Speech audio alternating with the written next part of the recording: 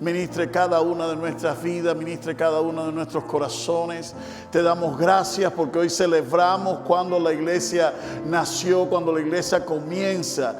Gracias, Señor, porque la iglesia ha permanecido, porque bajo muchos ataques, muchas divisiones, muchas confrontaciones, tu iglesia permanece, Señor, y eso es gracias a ti. Padre, en esta preciosa tarde te pido que tú bendigas, Señor, la vida de cada uno de mis hermanos y hermanas. Te pido que bendigas esta palabra en cada corazón, en cada mente, y pongas en cada uno de nosotros, Señor, un corazón hacedor de ella y no oidor olvidadizo. Te lo pedimos en el poderoso nombre de Jesús y te damos gracias. Gracias, Señor. Aleluya. Aleluya. Dile al hermano que tienes al lado, felicidades. Felicidades. Hoy celebramos el nacimiento de la iglesia. Muchas veces hablamos de Pentecostés solo del Espíritu Santo, pero en Pentecostés nace la iglesia. Así que dile al hermano que tiene al lado, felicidades. Y sobre todo si no es de tu mismo rancho, si no es de tu mismo país, dile felicidades, bienvenido a la familia del Señor. Ay, pero no los veo. Ay, ¿qué? Ay, diga felicidades, vamos, abra su boca. Como si hubiese pasado ya por Chinatown o por McDonald's. Ay, se ven guapos, se ven guapos. Yo sabía que era el cumpleaños de alguien. Le voy a robar un minutito más de pie, si su salud se lo permite, y vamos a leer el Evangelio de Juan, capítulo 7. Juan, capítulo 7, versos del 37 al 43. Juan, capítulo 7, versos del 37 al 43. Dígame amén cuando lo tenga. Oh, esta gente no pasaron, ni por McDonald's pasaron esta gente hoy. Ay. Es que por eso, es que tomaron una life que los tiene en alerta. Juan 7, versos del 37 al 43. En el último y gran día de la fiesta, Jesús se puso en pie y en voz alta dijo: si alguno tiene sed, venga a mí y beba. Del interior del que cree en mí correrán ríos de agua viva. Diga eso conmigo, ríos de agua viva, como dice la Escritura. Jesús se refería al Espíritu que recibirían los creyentes, los que creyeran en Él. El Espíritu aún no había venido porque Jesús aún no había sido glorificado. Algunos de la multitud al oír estas palabras decían: en verdad este es profeta. Otros decían: este es el Cristo. Pero algunos otros decían: ¿y de Galilea habrá de venir el Cristo? ¿Acaso no dice la Escritura que el Cristo será descendiente de David y que vendrá de la aldea de Belén, de donde era David? Y por causa de él hubo disensión entre la gente. Por causa de él hubo disensión entre la gente. Puede sentarse, mi querido hermano y hermana. En esta tarde, hoy celebramos el día de Pentecostés, que es la fecha que se celebra 40 días después de la Semana Santa. Celebramos Pentecostés. Para los que conocen la Biblia y los que la han leído, y todos los años hemos enseñado acerca de esto, Pentecostés era una fiesta donde se traían los primeros frutos y el pueblo se reunía. Por eso cuando se reunieron en Jerusalén, se reunieron judíos desde todas partes del mundo y todos conocemos la experiencia. Ahora, durante muchos tiempo en Pentecostés solo nos hemos estado enfocando, y lo digo yo como pastor, como predicador, generalmente nos enfocamos en ese día, en esa experiencia, en lo que pasó, en el Espíritu Santo. Pero en esta tarde queremos hablar un poco diferente de la promesa que Jesús hizo. La promesa que Jesús hizo. Y como ustedes saben, siempre le digo que cuando leemos la Biblia es muy importante entender el contexto. Aquí la Biblia nos está diciendo que Jesús estaba en una fiesta. ¿En qué fiesta estaba Jesús? No era una boda, no tuvo que convertir agua en vino, no tuvo que hacer nada de eso. Pero la Biblia nos dice que el último día de la gran fiesta, ¿qué era esa fiesta que Jesús estaba participando? Recordemos que Jesús estuvo ministrando durante la época del pueblo judío, celebraban sus fiestas y la fiesta usted la podía encontrar en el libro de los Levíticos. Y una de estas fiestas era la fiesta de los tabernáculos. En esta fiesta se celebraban los tabernáculos Y era algo muy importante porque se celebraban unos meses después de la Pascua y conmemoraba los días en que los israelitas peregrinaban por el desierto. Y como peregrinaban, vivían en el desierto, vivían en casas de campaña, Esta fiesta era un recordatorio de esa fiesta. Y entonces había una procesión en medio de esa ceremonia. Y en esa procesión, donde los sacerdotes derramaban agua y se acordaban de las profecías de Ezequiel 47 y 14. Y el significado al derramar agua era la promesa de que del templo iba a fluir un río de agua viva.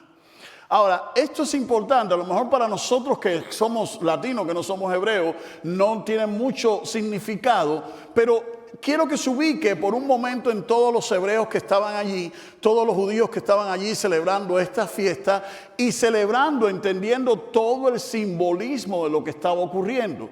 El simbolismo al derramar el agua hacía referencia específica a las profecías tanto de Ezequiel como de Zacarías, que de un día del templo iban a fluir ríos de agua viva. Ahora Jesús se para en medio de la fiesta, en medio de ese momento, en el último gran día, en medio de toda esa procesión que se hacía. Jesús dice: el que cree en mí, el que cree en mí. Y lo primero que nosotros tenemos que entender acerca del Espíritu Santo es que tiene una fuente, y la fuente para recibir y para tener el Espíritu Santo se llama Jesucristo. Muchas personas hoy en día, y no voy a ocupar el tiempo en todo lo que entendemos y conocemos de la Trinidad, pero muchos creyentes hoy en día piensan que el Espíritu Santo actúa independientemente del Padre y del Hijo. Y tenemos que entender que los tres son uno en esencia. Jesús dice: el que cree en mí, como dice la Escritura, de su interior correrán ríos de agua viva. Ahora Jesús no se estaba refiriendo a este río, Jesús se estaba refiriendo al Espíritu que había de venir cuando Él no estuviese. ¿Por qué eso es importante hoy en día que nosotros lo recordemos todavía? Porque nosotros todavía necesitamos seguir confiando y creyendo en Jesús, porque eres la fuente. Mucha gente quiere las experiencias, pero no quiere el compromiso. Mucha gente quiere una experiencia, quiere sentir algo, quiere experimentar el Espíritu Santo de una manera sobrenatural, pero no quiere ningún compromiso. Y no es posible tener una relación fructífera con Dios y con Jesús si no hay compromiso. Usted no puede, cuando las relaciones no están comprometidas, usted no sabe qué esperar de ellas, porque no sabe hasta cuándo va a durar. Es como el estudiante que empieza una carrera, pero no se compromete. Y como no se compromete, nunca la termina. Es como el que quiere empezar un negocio, pero no se compromete. Y como no se compromete, nunca lo lleva a cabo. Las personas que no se comprometen, simplemente no se les puede confiar nada. No porque no tengan la capacidad de hacer las cosas, sino porque no tienen la disposición de mantenerse firmes en una palabra. Vengan tiempos buenos, malos o difíciles, ellos saben que el Señor nunca les va a dejar. Esto fue lo que pasó. Este ejemplo lo encontramos en Job. Job estaba pasando por calamidades y por desgracia que pocos de nosotros nunca hemos pasado en la vida, y si Dios lo permite nunca las pasaremos. Pero era tan desgraciada, era tanta miseria, tanta angustia, tanta la situación de Job, que su esposa dice, su mujer mismo le dice: Job, ya maldice a Dios y muérete. Y Job le dice: mira, has hablado como las mujeres fatuas e ingratas. Yo sé que mi Redentor vive, y aunque mi carne sea deshecha, aún yo sé que del polvo he de ver a Dios. Porque Job no estaba comprometido con su salud, con su finanza, con su prosperidad. Job estaba comprometido con su Dios.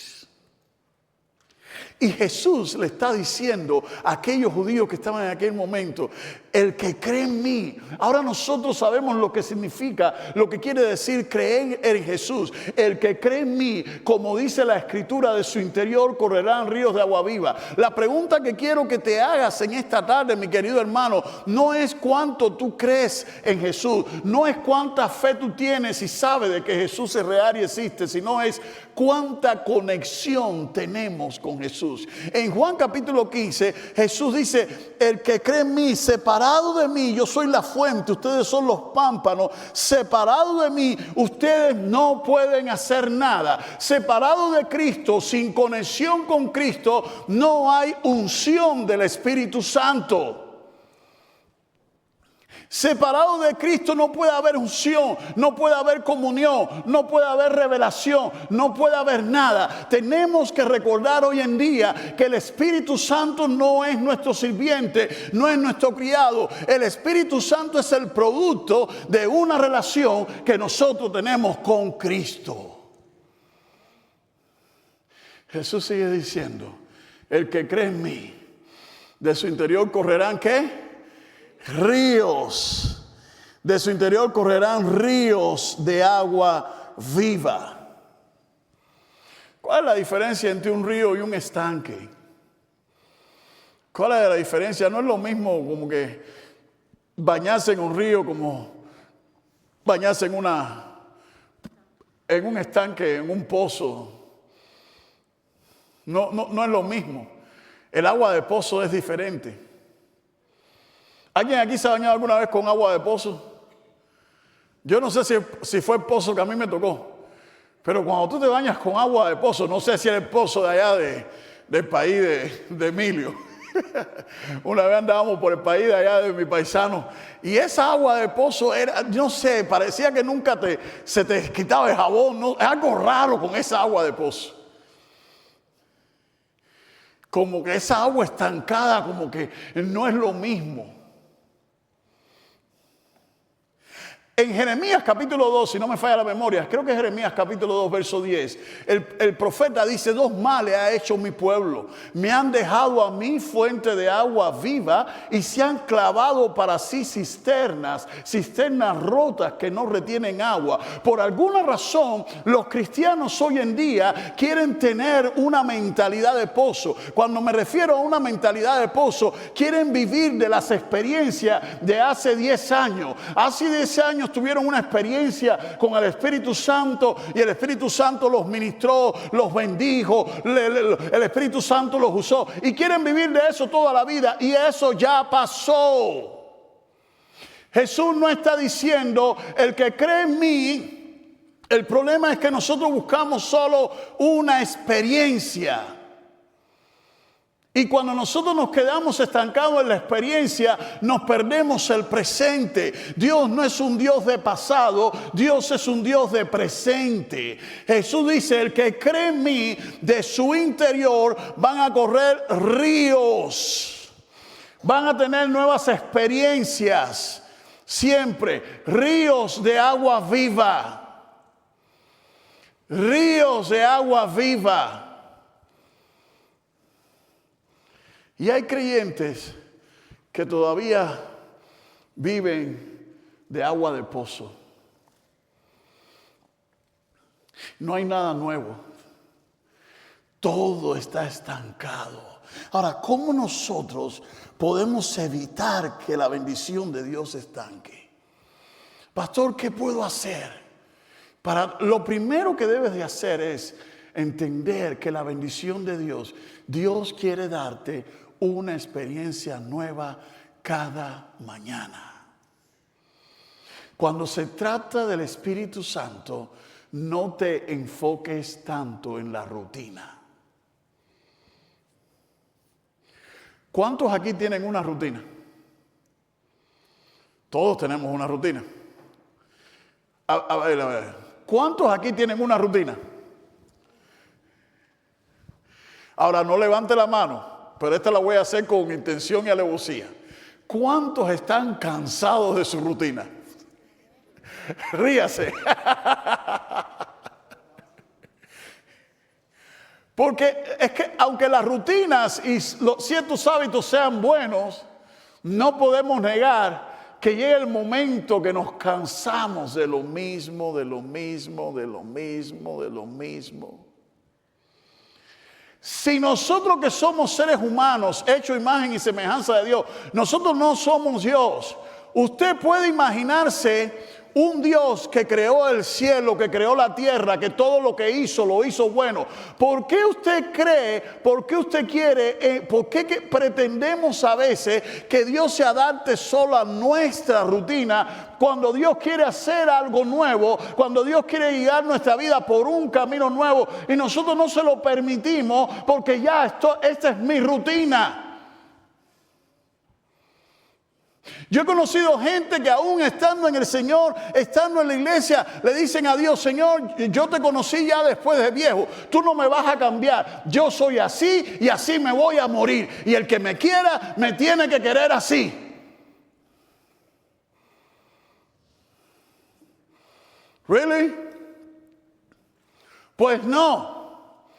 El Espíritu Santo vino para cambiarnos, para renovarnos y para que de nosotros fluya ríos de agua viva, no pozo estancado. Hay creyentes que se están muriendo porque están viviendo de experiencias pasadas. No pasa nada nuevo, no hay vida, no hay aliento, no hay una esperanza nueva. Todo es la misma rutina, todo es la misma situación. Mañana tengo que levantarme otra vez, seguir luchando y seguir luchando. Pero cuando uno permite que el Espíritu Santo de Dios te llene y te prepare para el día, te prepare para la vida, tú no vives la vida luchando, recibiendo golpes y luchando, recibiendo golpes. Tú vas por la vida brotando en experiencia, brotando bendiciones. Todo el mundo que se acerca a ti recibe una salpicadura de una bendición, porque tú eres un hombre y una mujer lleno del Espíritu de Dios. Miren qué interesante en Juan capítulo 4, cuando la mujer adúltera, la mujer samaritana está hablando con Jesús, que aquí adoran nuestros padres, este es el pozo que vinimos, y toda la historia esa. Cuando Jesús le dice: busca a tu marido. No, no tengo marido, eres una adúltera. Inmediatamente que la mujer reconoce su pecado, reconoce a Cristo, inmediatamente sale y empieza a hablar de Cristo. Y cuando empieza a hablar de Cristo, otras personas empiezan a conocer y acercarse a Cristo. Y ahora le dicen: ya no creemos por lo que tú dijiste, ahora creemos por lo que nosotros hemos vivido. Esa mujer pasó de ser una adúltera religiosa a convertirse en un evangelista que servía a Dios, porque el Espíritu ahora estaba fluyendo.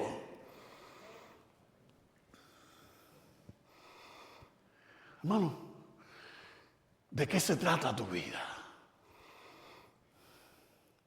¿De qué se trata nuestra relación con Dios? ¿De qué se trata nuestra experiencia con el Espíritu Santo? ¿De qué se trata? ¿Cómo yo puedo evitar que esto se convierta en una rutina? Hay varias cositas, no voy a pasar mucho tiempo en esto, pero tengamos en cuenta que el Espíritu Santo es una persona.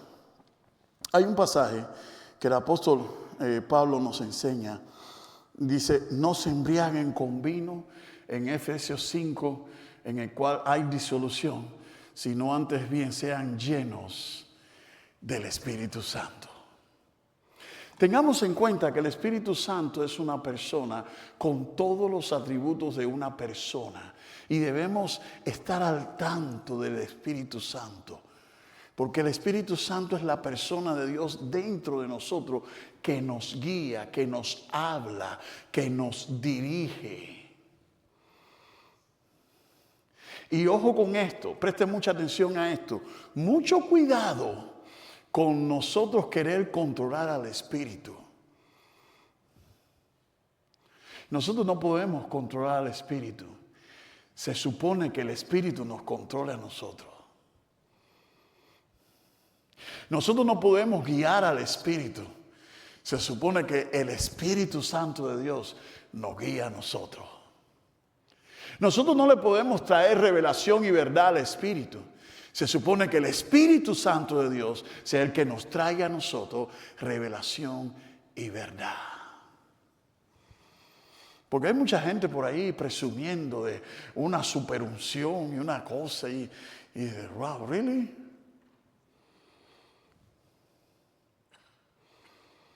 ¿Qué relajo es ese? Nosotros somos santos, pero no somos santeros. Nosotros somos espirituales, pero no somos espiritistas. Solo los cubanos me entienden, ¿verdad?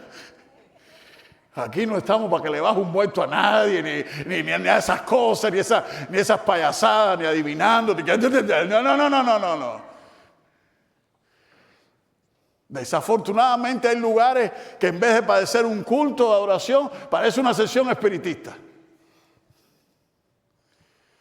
Y todo es un relajo, todo es un descontrol y el Espíritu Santo, no, sereno, moreno. El Espíritu Santo es de orden. Pablo cuando vio ese relajo a los corintios dijo, no, espérense, aquí si me van a hablar en lengua que sea en turno. A lo más 3, y si hay intérprete, y si no hay intérprete, cállense la boca. Aquí no meten. Hay lugares que pretenden que el Espíritu Santo está ahí para entretenernos, está ahí para emocionarnos, está ahí para, es que necesito sentirme bien. ¿Quién dijo que se trata de mí?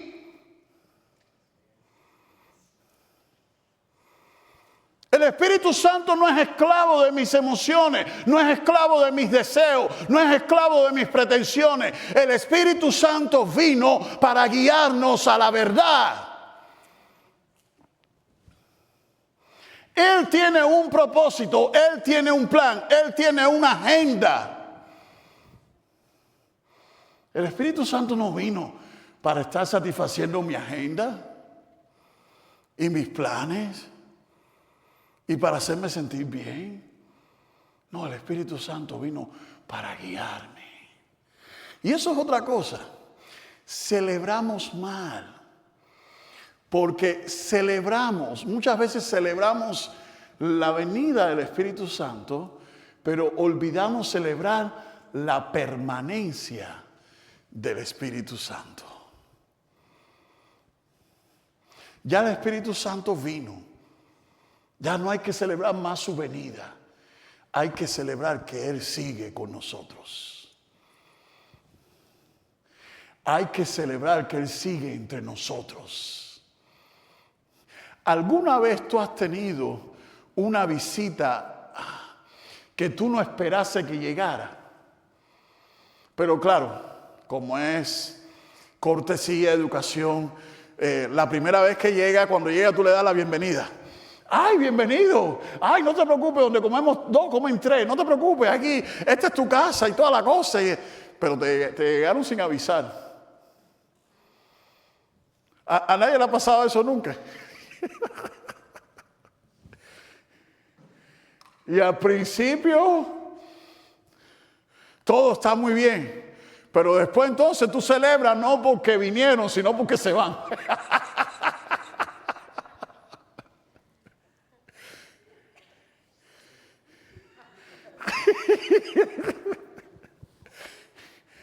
Con el Espíritu Santo hay creyentes que tienen una experiencia. No podemos resumir nuestra relación, nuestra vida, nuestra experiencia con el Espíritu Santo a una sola experiencia, a un solo culto.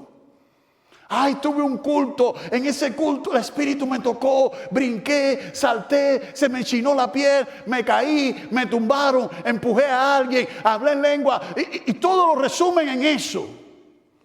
Eso fue una experiencia, ya eso pasó.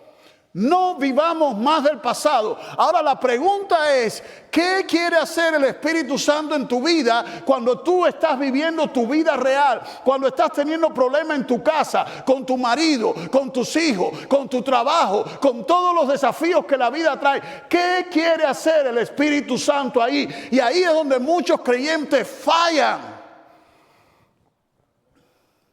Porque solamente creen que el Espíritu Santo vino para darle una experiencia y dejan al Espíritu Santo allí. No importa en qué templo, en qué lugar fue, allí se quedó. No, el Espíritu Santo vino para estar en nosotros. Y estemos en problemas, estemos en dificultades, tengamos dolencia, tengamos enfermedades.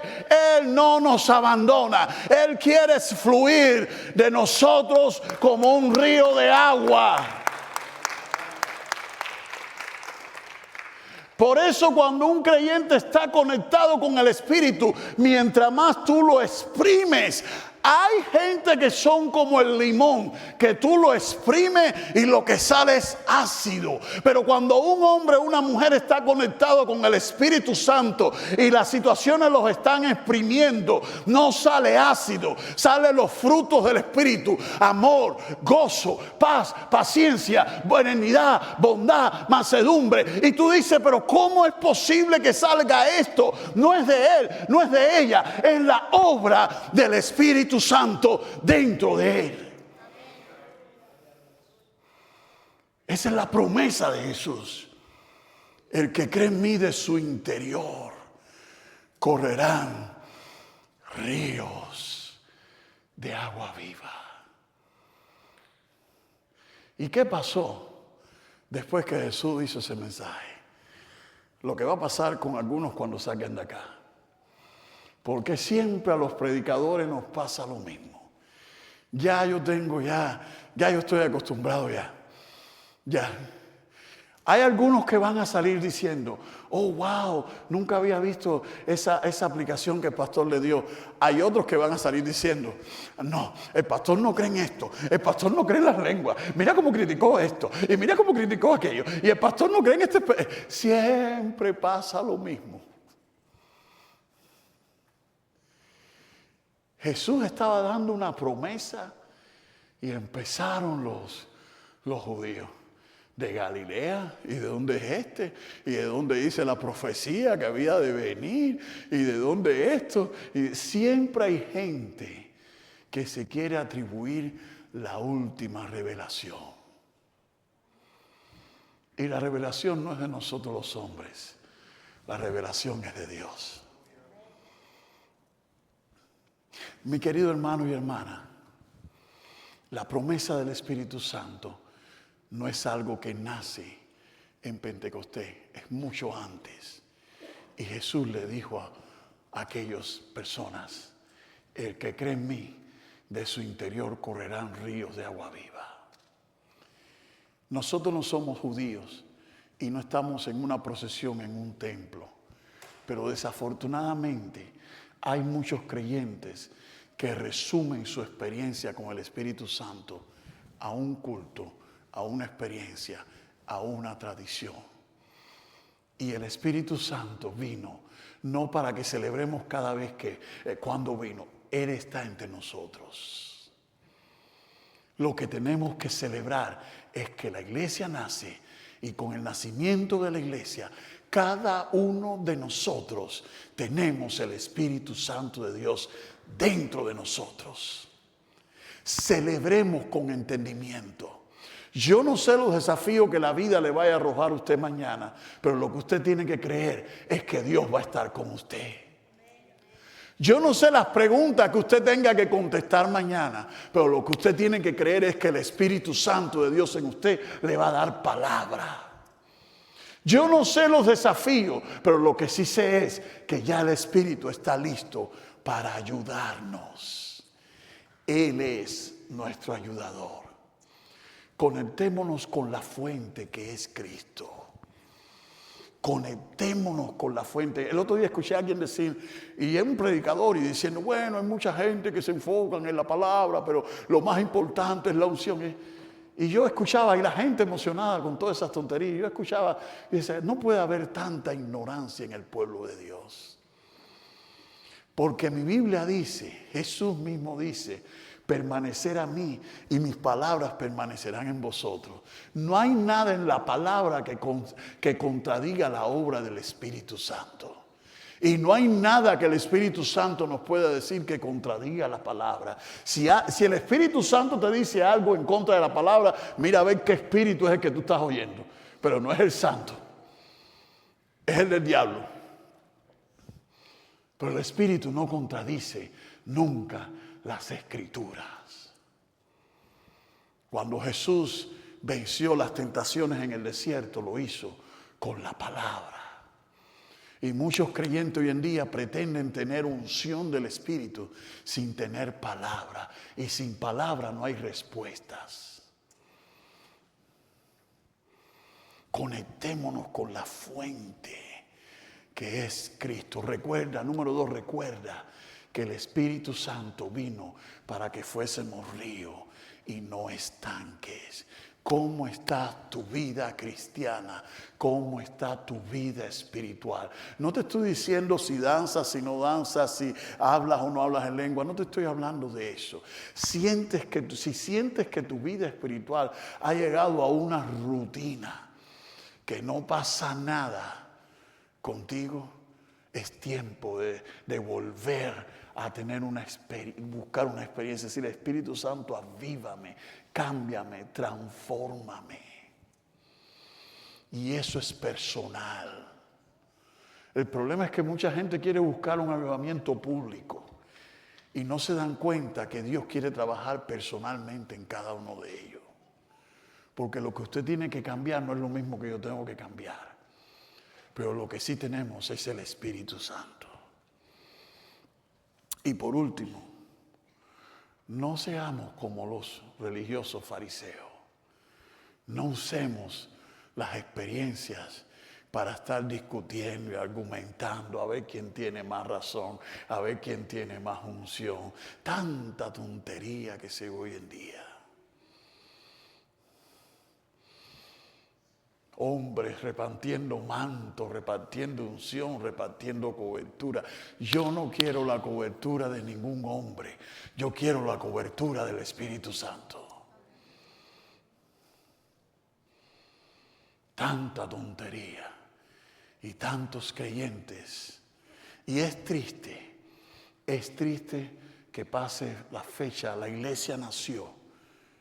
Y la iglesia nació porque la promesa del Espíritu Santo vino a estar entre nosotros. Celebremos que el Espíritu Santo, no que vino, celebremos que se quedó. Y mañana, cuando enfrentemos los desafíos, acordémonos que no estamos solos. Inclina tu rostro, inclina tu corazón en esta presencia.